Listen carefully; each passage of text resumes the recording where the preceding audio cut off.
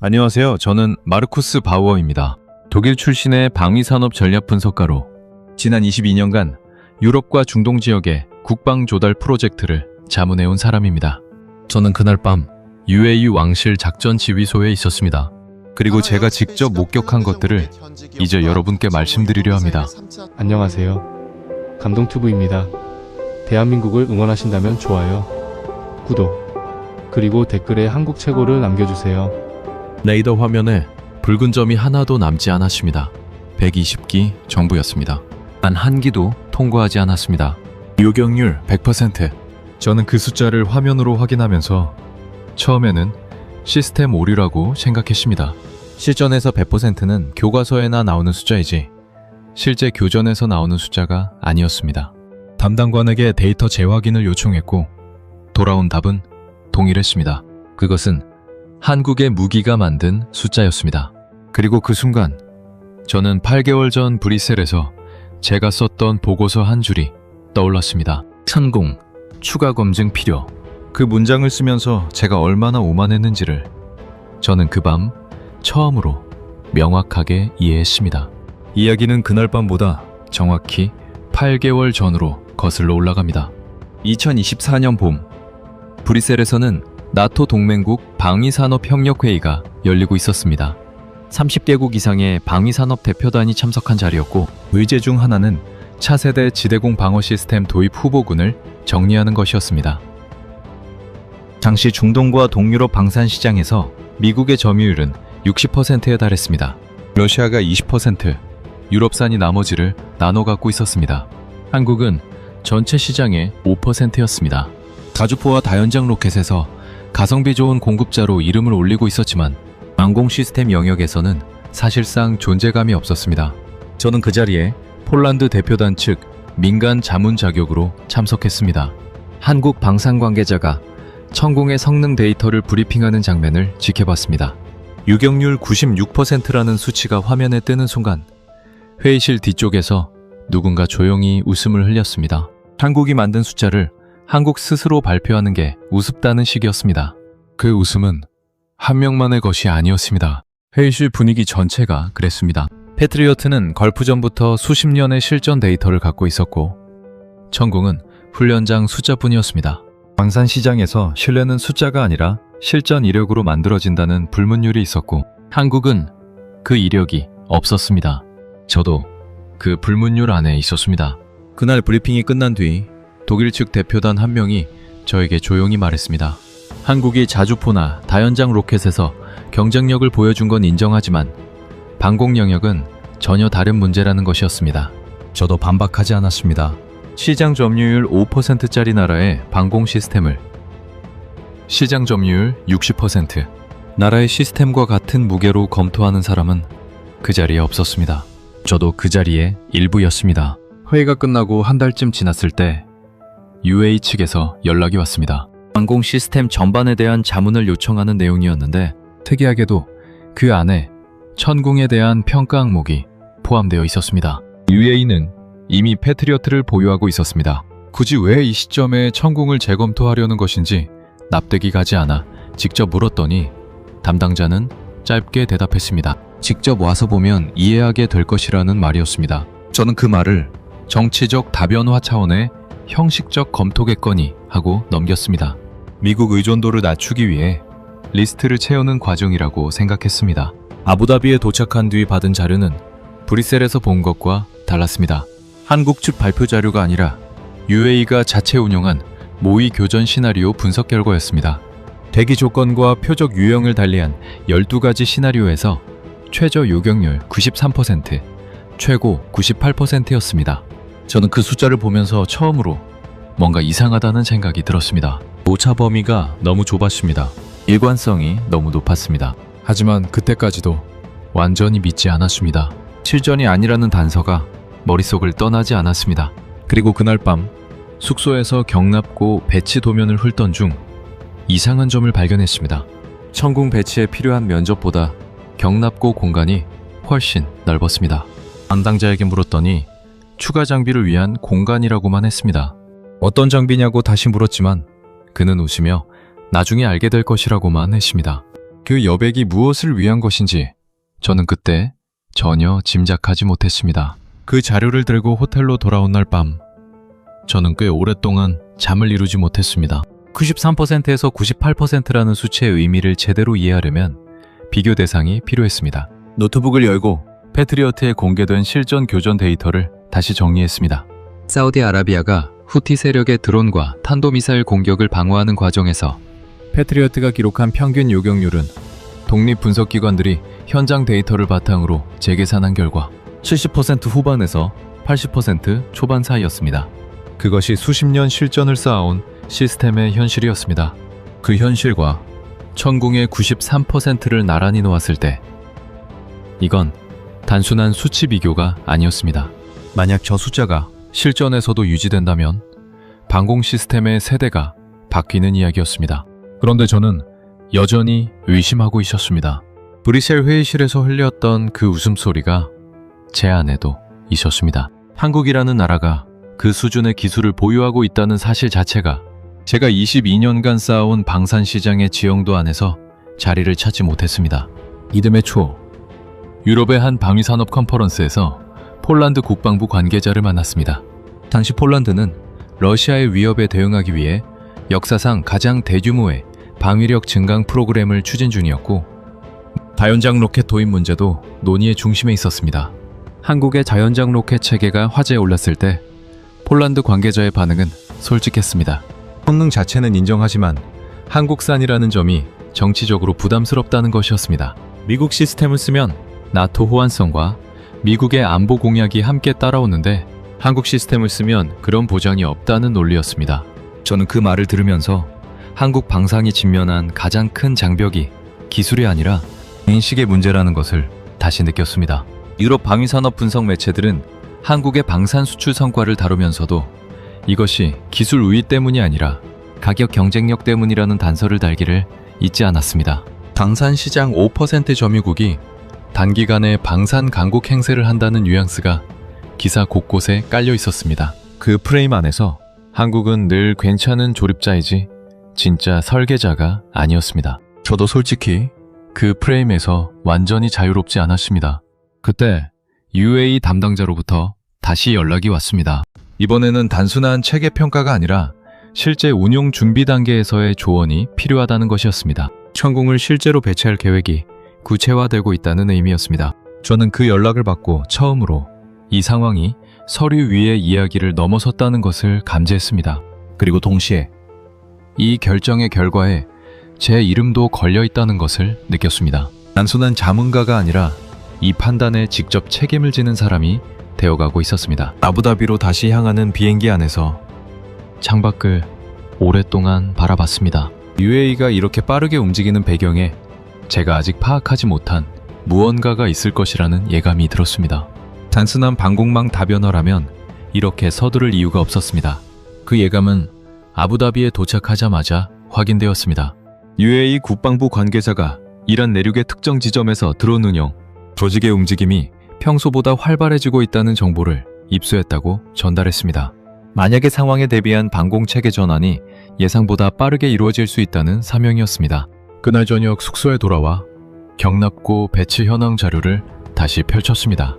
천궁이 배치된 구역을 확인하면서 도면 안쪽에 표시된 공간이 단순한 여유 공간이 아닐 수 있다는 생각이 처음 들었습니다. 담당자에게 다시 물었지만 여전히 같은 답이 돌아왔습니다. 나중에 알게 될 것이라는 말이었습니다. 한국은 처음부터 무언가를 더 갖고 있었습니다. 그리고 그것을 보여줄 순간을 기다리고 있었습니다. 위협 정보가 구체화되기 시작한 것은 그로부터 며칠 지나지 않아서였습니다. UAE 국방부가 공유한 내부 브리핑 자료에는 이란 내륙 특정 지역에서 포착된 드론 발사, 기지 관련 위성 영상이 포함되어 있었습니다. 규모 자체는 크지 않았지만 발사 준비 정황으로 해석될 수 있는 차량 이동과 시설, 가동 흔적이 반복적으로 확인되고 있었습니다. 여러 정보 채널을 통해 교차 검증된 것이었고 신뢰도 등급도 낮지 않았습니다. 저는 그 자료를 넘기면서 이것이 단순한 예비적 움직임인지 아니면 실제 공격 준비 단계인지를 판단하는 것이 지금 당장 가장 중요한 문제라는 것을 직감했습니다. 당연히 첫 번째로 검토된 것은 미국의 지원 가능성이었습니다. UAE는 미국과 오랜 안보 협력 관계를 유지해왔고 해당 지역에 주둔 중인 미군 자산도 있었습니다. UAE 측이 미국 측에 상황을 공유하고 추가 지원을 요청했을 때 초기 반응은 나쁘지 않았습니다. 현재 운용 중인 패트리어트 포대의 준비 태세를 유지하고 있으며 필요시 지원을 검토할 수 있다는 입장을 전달했습니다. 그런데 저는 그 표현 방식에서 묘한 온도 차이를 느꼈습니다. 지원하겠다는 것이 아니라 검토할 수 있다는 것이었고 즉각 대응이 아니라 상황을 지켜본다는 뉘앙스가 강했습니다. 당시 미국은 호르무즈 해협 인근에서 별도의 작전을 진행 중이었고 자산 운영에 여유가 없다는 설명이 뒤따랐습니다. 40년 가까이 이어온 동맹 관계에서 가장 긴박한 순간에 돌아온 답변이 검토 가능이라는 말이었습니다. UAE 담당자는 그 소식을 전하면서 표정을 거의 드러내지 않았지만 저는 그 분위기를 읽을 수 있었습니다. UAE가 자체적인 방공 대응 역량을 빠르게 강화해야 한다는 결론에 도달하는 데는 긴 논의가 필요하지 않았습니다. 바로 그 시점에서 천궁 배치 일정이 앞당겨졌습니다. 그 결정이 내려지는 회의 자리에 저도 배석했습니다. 결정 자체보다 그것이 얼마나 빠르게 이루어졌는지가 더 인상적이었습니다. 한국 측 기술진은 이미 현장에 와 있었고 배치에 필요한 사전 점검 작업의 상당 부분이 미리 진행되어 있었습니다. 나중에 알게 된 사실이지만 한국 측은 UAE가 공식 요청을 하기 전부터 이미 현장 적응 준비를 마쳐두고 있었습니다. 만약의 상황에 대비해 조용히 준비를 마쳐놓은 것이었습니다. 그 무렵 국제 방산 관련 언론들이 읽히는 한국에 대한 시각은 현장의 분위기와 완전히 달랐습니다.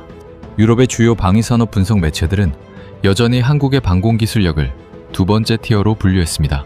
천궁이 UAE에 도입된다는 소식을 다룬 기사조차도 이것이 기술력 때문이 아니라 가격과 정치적 다변화 전략 때문이라는 해석을 전면에 내세웠습니다.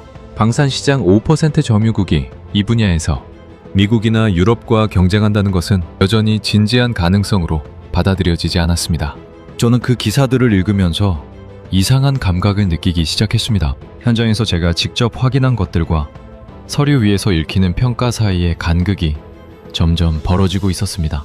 그리고 그 간극이 벌어질수록 이 판단의 책임이 점점 더 제 어깨 위로 올라오고 있다는 감각도 함께 커졌습니다.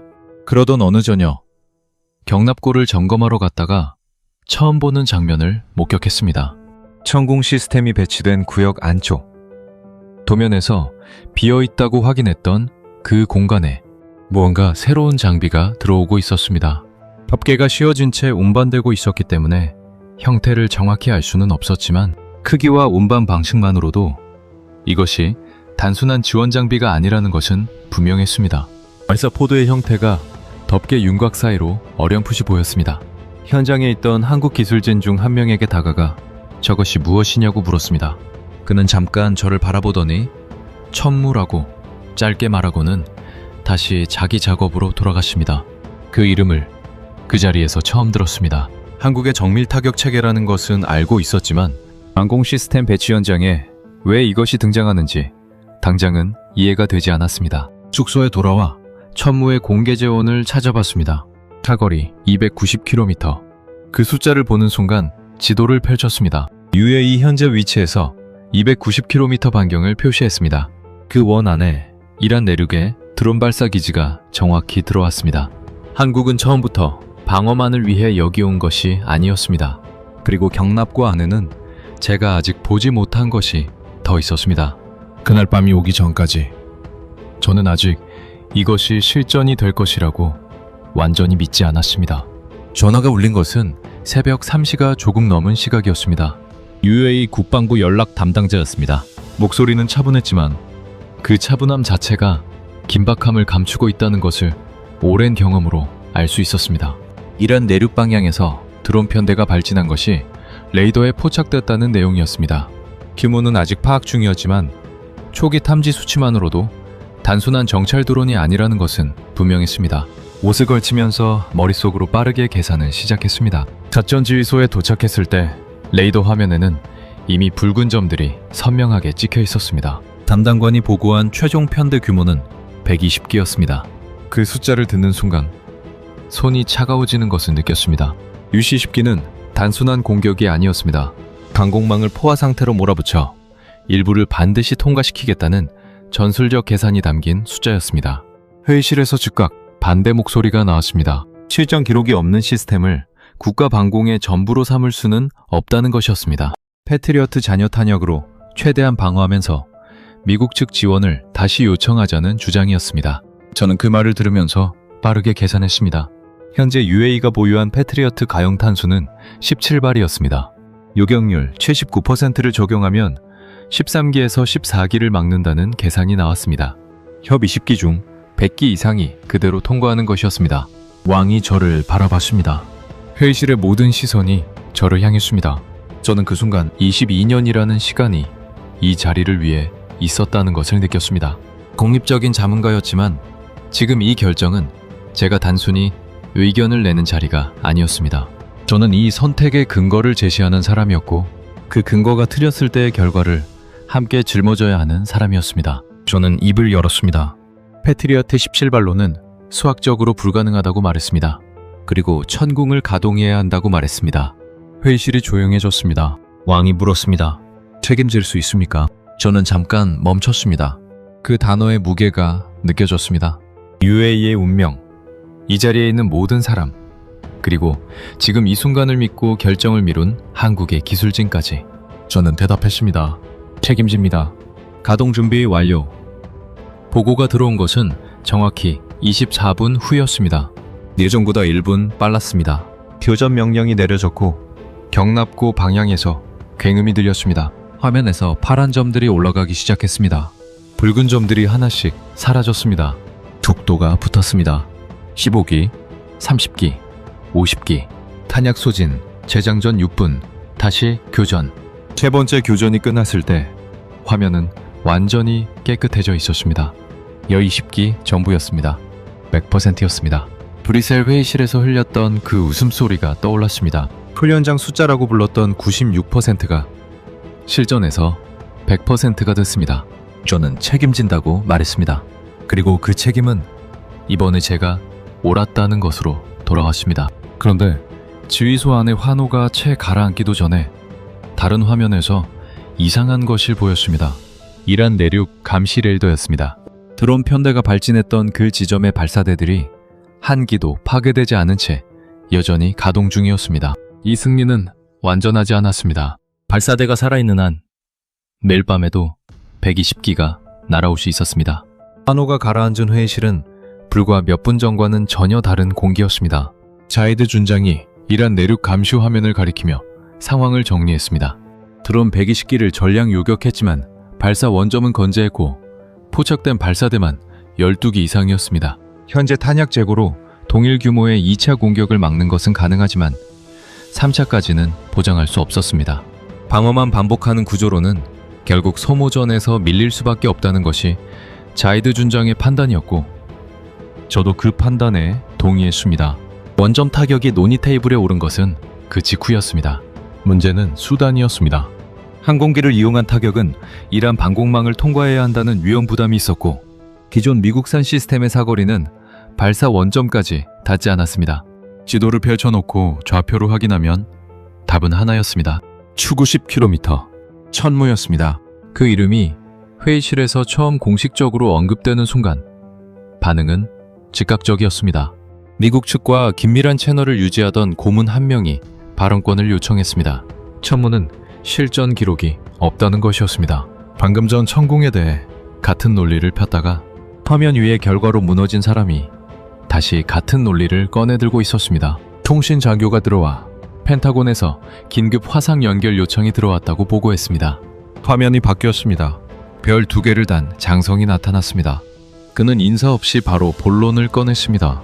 UAE가 천무 발사를 검토 중이라는 정보를 입수했으며 이란 내륙에 대한 직접 타격은 분쟁 확대로 이어질 수 있다는 경고였습니다.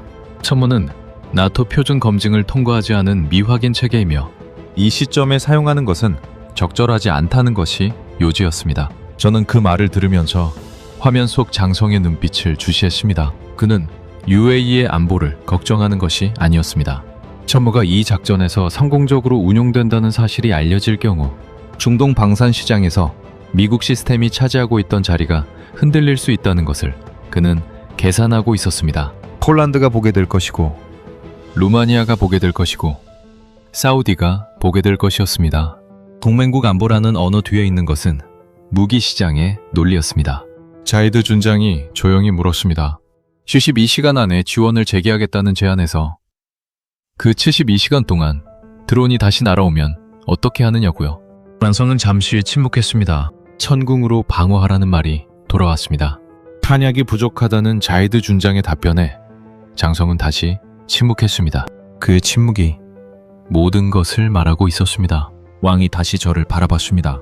1시간 전 저는 책임진다고 말했습니다. 왕은 그 말을 기억하고 있었습니다. 저는 입을 열었습니다. 1시간 전에도 우리는 실전 기록이 없다는 이유로 같은 논쟁을 했고, 그 논쟁은 화면 위의 결과로 정리됐다고 말했습니다. 원점이 살아있는 한 이 방어는 소모전이고, 소모전에서 방어 측이 이기는 경우는 거의 없다고 덧붙였습니다. 그리고 이번에도 제가 책임집니다 라는 말이 목에서 나왔습니다. 두 번째로 같은 말을 하는 것이었습니다. 왕이 천천히 고개를 끄덕였습니다. 천무발사 승인 명령이 떨어졌습니다. 펜타곤 화면이 꺼졌습니다. 장성이 먼저 연결을 끊었고 아무 말도 없었습니다. 경납고 문이 열렸습니다. 덮개가 벗겨진 천무발사대가 모습을 드러냈습니다. 좌표가 입력됐습니다. 첨광이 보였습니다. 천궁 때와는 차원이 다른 굉음이었습니다. 4분이었습니다. 초비 90km를 4분 만에 날아갔습니다. 화면이 하얗게 변했다가 돌아왔을 때 드론 발사대가 있던 자리에는 연기만 남아 있었습니다. 12기 전부였습니다.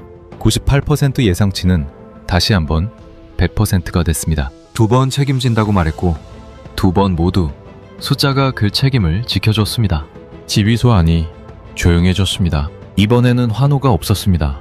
무언가 거대한 것이 방금 바뀌었다는 것을 그 자리에 있던 모든 사람이 느끼고 있었습니다. 그런데 저는 그 침묵 속에서도 경납고 쪽을 바라보고 있었습니다. 천무 발사대 뒤 어둠 속에 아직 덮개를 씌운 채 서 있는 것들이 보였습니다. 17기였습니다. 천무가 아니었습니다. 그것들이 무엇인지 확인하러 경납고로 간 것은 다음날 이른 아침이었습니다. 천무 발사 이후 지휘소는 빠르게 사후 정리 작업에 들어갔고 저는 그 분주함 속에서 어젯밤 제가 본 것을 혼자 소화하고 있었습니다. 천궁 100%, 천무 100%. 두 개의 숫자가 머릿속에서 계속 맴돌았습니다. 그런데 그 숫자보다 저를 더 붙잡고 있는 것은 따로 있었습니다. 덮개를 씌운 채 어둠 속에 서 있던 17기였습니다.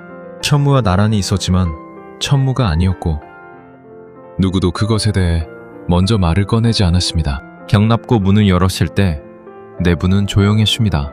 천궁 레이더는 천천히 회전하고 있었고 천무 발사대는 간밤의 흔적을 정리하는 중이었습니다. 안쪽으로 걸어 들어갔습니다. 회색 덮개가 씌워진 발사대들이 줄지어 서 있었습니다. 가까이 다가가자 공기가 달라지는 것이 느껴졌습니다. 덮개 윤곽 사이로 미사일 포드가 어렴풋이 보였는데 천무의 것과 비슷하면서도 달랐습니다. 포드의 직경이 더 굵었습니다. 그리고 흡기구 형태가 보였습니다. MZ 엔진 구조였습니다. 뒤에서 발소리가 들렸습니다. 이틀 동안 현장을 지휘해온 한국기술진 책임자였습니다. 단 한 번도 표정이 흔들리는 것을 본 적이 없는 사람이었습니다. 그는 제가 덮개 앞에 서 있는 것을 보고 잠깐 저를 바라보다가 천검이라고 말했습니다. 저는 그 이름을 처음 들었습니다. 천무의 계량형이라는 설명이 뒤따랐습니다. 즉시 사거리를 물었습니다. 그가 잠깐 멈췄습니다. 500km는 됩니다. 라고 그는 말했습니다. 숨을 참았습니다. 천무가 290km였습니다. 천검은 그것의 2배에 가까운 거리였습니다. 머릿속으로 지도를 펼쳤습니다. UAE 현재 위치에서 500km 반경이라면 이란 내륙 깊숙한 곳까지 닿았습니다. 어젯밤 천무가 타격한 드론 발사 기지보다 훨씬 더 안쪽의 전략시설들이 그 원 안에 들어왔습니다. 테헤란까지의 직선거리와 비교해봤습니다. 들어왔습니다. 왜 이것을 덮개 씌운 채 숨겨뒀냐고 물었습니다. 그는 짧게 대답했습니다. 필요할 때까지 보여줄 이유가 없으니까요. 라는 말이었습니다. 그 말의 의미를 천천히 되씹었습니다. 한국은 천궁을 먼저 보여줬습니다. 그리고 천무를 그 뒤에 꺼냈습니다. 천검은 그 뒤에도 덮개를 씌운 채였습니다. 이것은 단순한 무기 배치가 아니었습니다. 계층적으로 설계된 전략이었습니다. 상가가 무엇을 요구하는지를 먼저 확인한 다음 그 요구를 정확히 충족하는 것만 꺼내는 방식이었습니다. 그리고 그 뒤에는 항상 더 깊은 것이 남아 있었습니다. 17기라는 숫자가 계속 신경 쓰였습니다. 하필 왜 17기냐고 물었습니다. 그는 특별한 이유는 없다고 말했습니다. 믿지 않았습니다. 한국이 이 작전에서 보여준 모든 숫자는 우연이 아니었습니다. 잠시 생각하다가 패트리어트 잔여 탄약 수량을 떠올렸습니다. UAE가 보유하고 있던 패트리어트 가용 탄수가 17발이었습니다. 그것으로는 120기를 막을 수 없었습니다. 그 부족함을 천궁이 채웠고 원점 타격의 공백을 천무가 채웠습니다. 그리고 그보다 더 깊은 곳의 공백을 천검 17기가 채우고 있었습니다. 우연이 아니었습니다. 그날 오후 중동 지역 언론에 전날 밤의 방어작전 성공 소식이 흘러나오기 시작했습니다. 천궁이 이번 방어작전에 운용됐다는 사실이 알려지면서 반응은 즉각적이었습니다. 그런데 유럽의 방위산업 전문 매체들은 이 소식을 전하면서도 단 한 번의 사례만으로 시스템 전체를 평가하기는 이르다는 단서를 달았습니다. 숫자가 나와도 믿지 않고 실전 결과가 나와도 단서를 다는 방식이었습니다. 브뤼셀에서 들었던 것과 같은 논리가 다른 문장으로 반복되고 있었습니다. 반면 말보다 빠른 것은 행동이었습니다. 폴란드 국방부가 비공개 채널을 통해 천무 관련 추가 기술 자료를 요청했다는 소식이 들어왔습니다. 루마니아도 비슷한 움직임을 보이고 있다는 정보가 있었습니다. 보고서 뒤에서는 이미 계산기를 두드리고 있는 사람들이 있었습니다.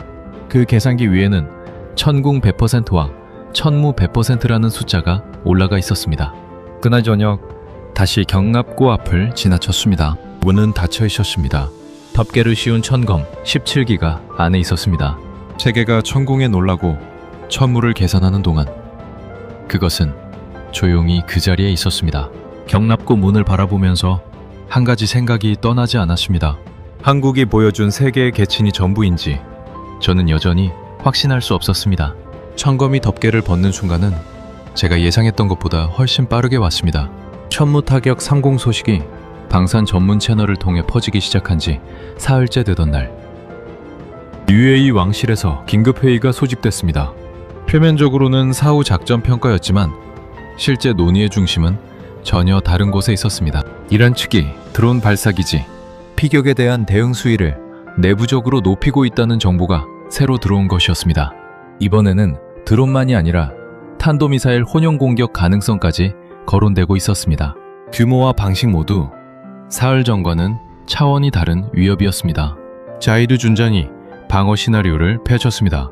탄도미사일 요격은 별도의 체계가 필요했고 원점 문제는 여전히 남아 있었습니다. 천무의 사거리 290km로는 이란이 이번에 거론하는 탄도미사일 발사 거점들에 닿지 않았습니다. 회의실 안에서 그 지점에 이르렀을 자이드 준장이 저를 바라봤습니다. 저는 그 시선의 의미를 알고 있었습니다. 경납고에서 제가 직접 확인한 것을 자이드 준장도 알고 있었습니다. 저는 천천히 입을 열었습니다. 경납고 안에 아직 공개되지 않은 체계가 있다고 말했습니다. 사거리 500km. 회의실이 조용해졌습니다. 왕이 저를 바라봤습니다. 그 체계가 지금 이 위협에 대응할 수 있는 수준이냐는 질문이었습니다. 저는 대답하기 전에 잠깐 멈췄습니다. 천궁도 천무도 실전 이전에는 같은 질문을 받았습니다. 그리고 두 번 모두 숫자가 대답을 대신했습니다. 저는 이번에도 책임집니다.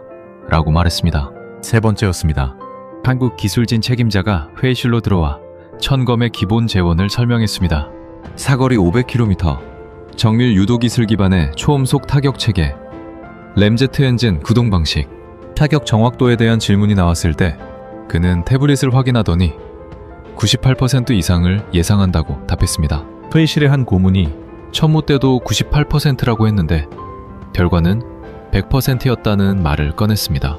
한국 기술진 책임자는 그 말에 아무 반응도 하지 않았습니다. 그 무표정이 오히려 더 많은 것을 말하고 있었습니다. 이번에는 펜타곤 연결 요청이 오지 않았습니다. 천궁과 천무의 결과를 이미 확인한 이상 같은 방식으로 개입하는 것이 실익이 없다는 판단을 했을 가능성이 높았습니다. 침묵은 때로 강한 반대보다 더 많은 것을 인정하는 행위였습니다. 천검 발사 명령이 떨어진 것은 그날 저녁이었습니다. 창밖으로 경납고 문이 열리는 것을 지켜봤습니다. 첨우보다 더 큰 발사대가 천천히 나왔습니다. 덮개가 벗겨졌습니다.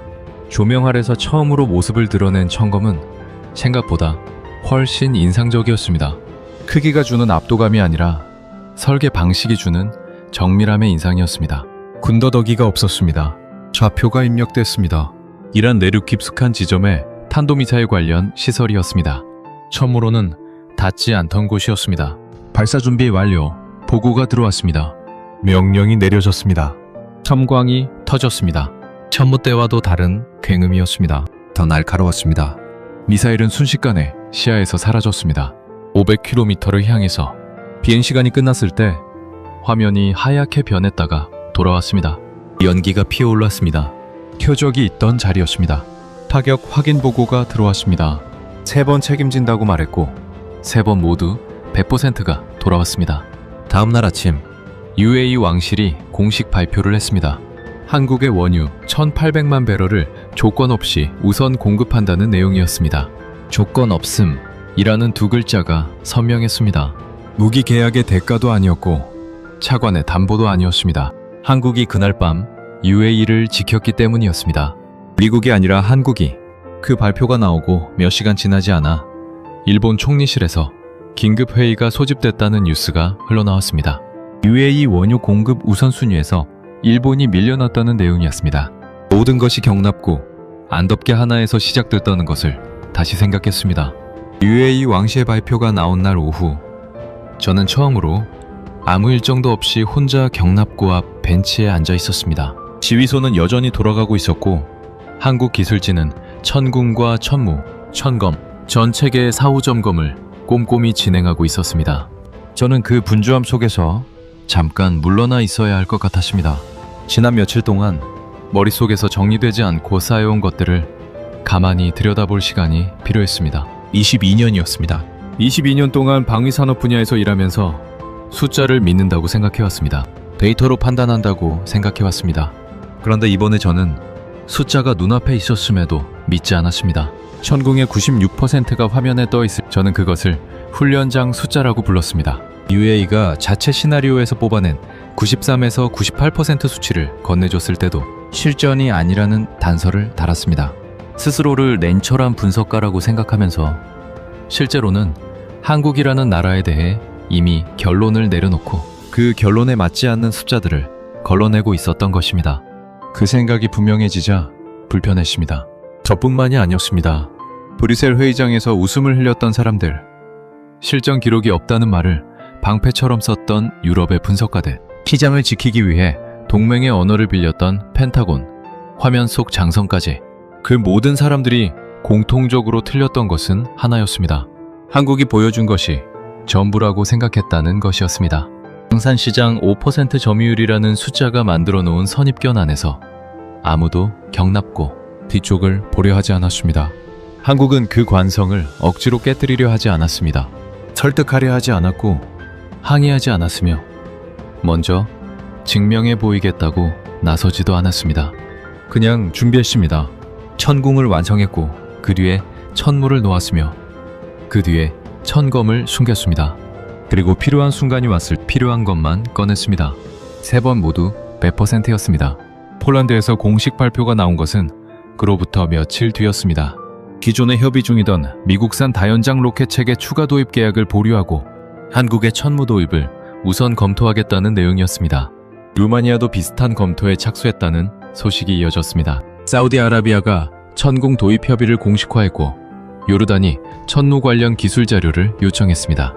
말이 아니라 계약서가 움직이기 시작했습니다. 방산시장 5%이던 나라가 30%로 향해 움직이기 시작하는 데는 한 번의 밤으로 충분했습니다. 천궁 100%, 천무 100%, 천검 100%. 세 개의 숫자가 22년치 관성을 무너뜨렸습니다. 펜타곤이 UAE 측에 비공개 채널로 입장을 전달해온 것은 그 무렵이었습니다. 이번에는 경고가 아니었습니다. 한국 방산체계에 나토 호환성 검증 절차를 공동으로 진행하는 방안을 협의하고 싶다는 내용이었습니다. 검증되지 않은 체계라며 발사 중단을 요구했던 그 목소리가 이제는 함께 검증 절차를 밟자고 먼저 손을 내밀고 있었습니다. 침묵 다음에 오는 것은 언제나 계산이었습니다. 귀국하기 전날 마지막으로 경납고를 찾았습니다. 혼자였습니다. 천국 레이더는 여전히 회전하고 있었고 천무 발사대는 재장전 점검을 마친 상태였습니다. 안쪽에는 천검이 있었습니다. 이번에는 덮개가 벗겨진 상태였습니다. 조명 아래 그 모습을 오랫동안 바라봤습니다. 이것들이 세상에 없는 것처럼 여겨지던 시절이 불과 며칠 전이었다는 것이 믿기지 않았습니다. 한국기술진 책임자가 제 옆으로 왔습니다. 우리는 한동안 말없이 같은 방향을 바라봤습니다. 처음부터 이렇게 될 것을 알고 있었냐고 물었습니다. 그는 잠깐 생각하더니 조용히 대답했습니다. 준비한 것이 필요해지는 순간은 반드시 온다고. 그래서 준비했을 뿐이라는 말이었습니다. 더 묻지 않았습니다. 숙소로 돌아와 짐을 쌌습니다. 서류 가방 안에서 낡은 파일 하나가 나왔습니다. 8개월 전 브뤼셀에서 작성한 보고서였습니다. 표지에는 천공 시스템 평가 및 검토 의견이라고 적혀 있었고 첫 페이지 상단에는 제가 직접 쓴 문장이 있었습니다. 추가 검증 필요. 저는 그 보고서를 책상 위에 펼쳤습니다. 그 문장을 오랫동안 바라봤습니다. 그리고 첫 장을 천천히 찢었습니다. 2장, 3장. 한 장씩 찢을 때마다 브뤼셀 회의실의 그 웃음소리가 조금씩 멀어지는 것 같았습니다. 비행기에 올라 아부다비 상공을 벗어나면서 창밖을 바라봤습니다. 세계가 미처 보지 못한 곳에서 한국은 이미 오래전부터 준비를 마쳐두고 있었습니다. 추가 검증은 이미 끝났습니다. 그것도 3번씩이나 단 한 기의 예외도 없이.